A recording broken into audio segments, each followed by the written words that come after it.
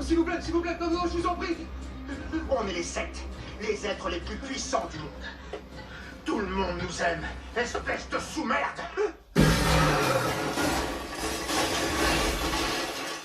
Bonjour à toutes, bonjour à tous, petite vidéo achat cash et autres.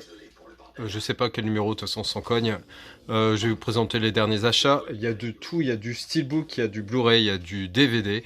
Là j'ai mis l'intro de la série The Boys qui est sur Amazon Prime. Je vous la conseille fortement, 8 épisodes de fou que j'ai enchaîné en 2 jours. Tout est top, les combats, la musique, la dynamique, l'esthétique. Franchement, regardez. Là, une baston avec les Clash London Calling.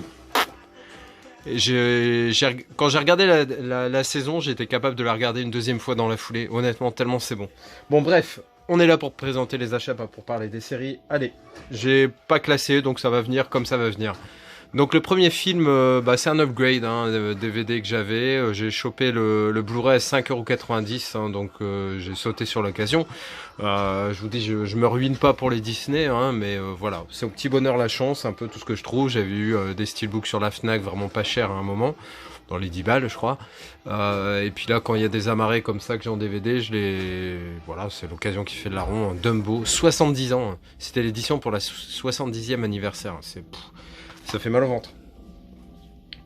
Ensuite, un film que j'ai acheté à Super U. Donc, Promesse d'une vie avec Russell Crowe. Alors, je dirais que c'est un film qui est un peu entre le Soldat Ryan et Aladdin. En gros, 3 fils. Peut-être tous les 3 morts dans la bataille. Mais peut-être pas. Peut-être qu'il y a un survivant. Donc, Russell Crowe, qui est le papa de ces 3 garçons, va se mettre en quête de ce peut-être fils qui est toujours en vie. Il va se retrouver au beau milieu en Turquie, donc lui il est australien, en Turquie, en plein milieu d'une guerre qui n'est pas terminée entre les Turcs et les Grecs, les Australiens, enfin c'est un beau bordel. Petite histoire d'amour qui va se greffer là-dessus, des moments vraiment très épiques pour ce film, j'avoue que j'ai bien aimé, vraiment. C'est pas le film incroyable, mais j'ai passé vraiment un très bon moment. C'est un bon film. Je vais baisser un tout petit peu le son. Ensuite, toujours à ce Super U qui casse, c'est pareil, je l'avais en DVD, donc là j'ai sauté sur l'occasion pour le prendre en Blu-ray à 4,90. Le 2 se trouve assez facilement en cash et pas trop cher, mais le premier beaucoup moins, parce que je pense que tout simplement le premier, les gens le gardent, parce qu'il est vraiment très bon. Moi j'ai passé un pur moment, je l'avais jamais vu, je l'ai regardé il y a 1 ou 2 jours. Donc il y a notamment Nicolas Cage, mais qui n'a pas le rôle principal, on va dire.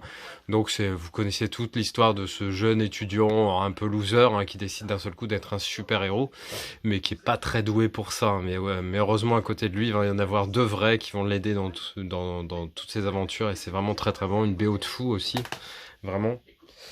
Ensuite, voilà, j'avais acheté Shazam en 4K, le steelbook. J'avoue, encore un film DC Universe qui est pas transcendant. C'est un film qui fait vachement juvénile, un truc pour gosses, quoi. Il est pas nul, mais pas non plus super, quoi. Et franchement, 35 balles pour ça, ça les vaut pas, je vous le dis carrément. Heureusement que c'était un bon d'achat que j'avais, donc il m'était revenu à 14 ou 15 balles, mais franchement, j'aurais mieux fait d'acheter autre chose. Sincèrement. Voilà, Shazam. Là, c'était un super cadeau d'Adrien, parce que Retour à Cold Mountain, c'est un film que je surkiffe avec Jude Law, Nicole Kidman et Renée Zellweger, sur fond de guerre de sécession. J'adore ce film, hyper difficile à trouver en Blu-ray. Je l'avais en DVD. Et Adrien, lors d'une de ses sorties à Paris, je crois que c'était chez Gilbert Joseph, me l'a trouvé à un prix, j'espère décent pour lui, mais je sais qu'il cote beaucoup, et donc vraiment un très beau cadeau pour un film qui est important pour moi et que je n'espérais vraiment pas trouver en Blu-ray. Ensuite, vous savez que le dernier Avengers est sorti. Alors, beaucoup de gens ont critiqué le steelbook. Moi, le premier, pas de relief, pas de bord cadre. Je trouve qu'ils font aucun effort. Bon, moi, c'était pour la galette 4K. J'avoue que j'ai hésité un petit peu avec la marée 4K. Mais bon, la marée 4K, il est à 29,90. Ça, c'est 34,90. Pour 5 balles, je veux dire, bon, voilà, je préfère rajouter un steelbook Marvel à ma collection. Même s'il est pas ouf. C'est vrai que... ils abusent un peu, quoi. 35 balles, faites des efforts. Alors, il y a quelqu'un notamment qui a fait un petit débat sur le prix des films en général. Moi je dirais que personne vous met un pistolet sur la tempe pour acheter des films, donc si vous achetez ce que vous pouvez, donc tous les supports sont respectables, rien n'est critiquable. Si vous avez envie d'avoir une collection de fous composée que de DVD, ça vous regarde complètement, et il y a des gens qui sont élitistes qui jurent que par des éditions de fous en Steelbook, Filmarena, Mentalab et compagnie. Et puis il y a des gens comme moi qui sont un peu au milieu, voilà, je fais de mon mieux, on va dire, pour trouver les films qui m'intéressent. Après, le support, effectivement, il y a un idéal, mais après, l'idéal, des fois, a un coût qui mérite pas. Donc voilà, de toute façon, c'est ça, une collection. C'est un peu un amalgame de tout ça. On fait en fonction de ses moyens, de nos trouvailles, voilà. Mais personne ne vous oblige à rien. Justement, donc j'avais une édition classique de cette saison 2 de Game of Thrones, et là à 7,90 €, je pouvais décemment pas laisser passer ce steelbook avec ce superbe magnétique métallique très sympa, et en plus c'est la maison des Lannister. Alors ça c'est la saison 2, il y avait la 3 et 4, mais j'ai pas eu envie de les prendre parce que justement ces fameux blasons magnétiques étaient beaucoup moins jolis. Et là, vu que les Lannister c'est une maison qui est importante pour moi dans Game of Thrones, j'ai pas hésité. J'ai que la 7 comme ça en steelbook comme ça, mais la 8 c'est pareil, je la prendrais peut-être ou pas. Après là actuellement je crois qu'elle est en vente pour le mois de décembre à 59 balles en 4K. Alors, franchement ça commence à faire très cher juste pour une saison. Donc je pense que j'attendrai pour la saison 8. Je suis pas pressé en fait. En plus ils sont capables de nous sortir ils ont sorti un coffret intégral, mais pour l'instant il n'a pas l'air terrible, puis il est surtout très cher. Donc là c'est petit upgrade, 7,90 €, franchement voilà, ça valait vraiment le coup, et je vais revendre, j'avais vraiment, en fait en gros la saison 1 j'ai une édition vraiment classique Blu-ray, la 2 aussi, et après à partir de la 2, après la 2, la 3, 4, 5, 6, 7, les éditions me conviennent vraiment, même la 6 qui est une édition avec les visages etc, elle est très jolie, avec un fourreau etc, donc je n'ai pas forcément envie de changer. Puis la 5 et 6 en steelbook, elle coûte un bras. Donc bref, on va pas tergiverser pendant 2 heures là-dessus.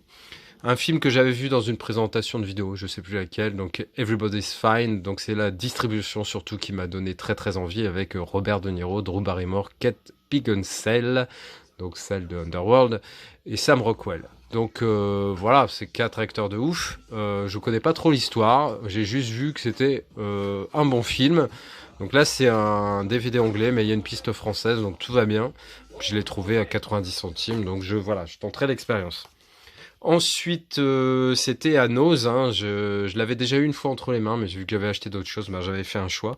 J'ai pris Le Roi des Ronces aujourd'hui, avant qu'il ne soit plus là et que je m'en morde les doigts, et j'avais pas pris la peine la dernière fois de lire l'histoire. Là c'est ce que j'ai fait. En fait c'est un récit post-apocalyptique, un virus où en gros le taux de survie est de 0%, donc des gens vont être mis dans des caissons, je crois, pour pouvoir survivre à cette épidémie, et vont se réveiller dans un monde plein de bêtes sanguinaires et de ronces. Donc voilà, ça m'intéresse fortement, donc j'espère qu'il sera aussi bon que l'histoire donne envie. Un film que je rajoute dans ma collection Statham, je commence à en avoir vraiment beaucoup, il doit pas me manquer grand chose. Donc en gros c'était le meilleur flic de je sais plus quelle ville de New York.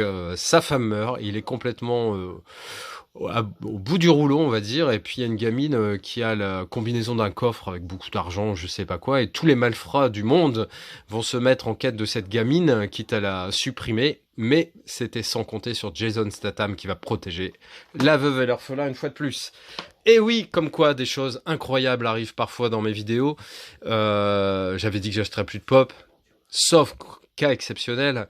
Et là, j'avoue que c'était un cas exceptionnel parce que dans ma collection des Simpsons, j'ai pas mal de saisons et pas mal d'inédits, etc. J'avais aucune figurine qui se rapportait à cet univers, donc j'ai pris Monsieur Burns à Nose à 7,90 €. J'aime beaucoup les méchants dans les Simpsons, j'aime beaucoup plus Krusty le Clown ou Tatey Bob et Monsieur Burns que les autres gentils, on va dire. Donc très content d'avoir trouvé ça à ce prix-là. Je vais l'enlever de la boîte, parce que ça c'est vraiment pas mon truc de garder les boîtes.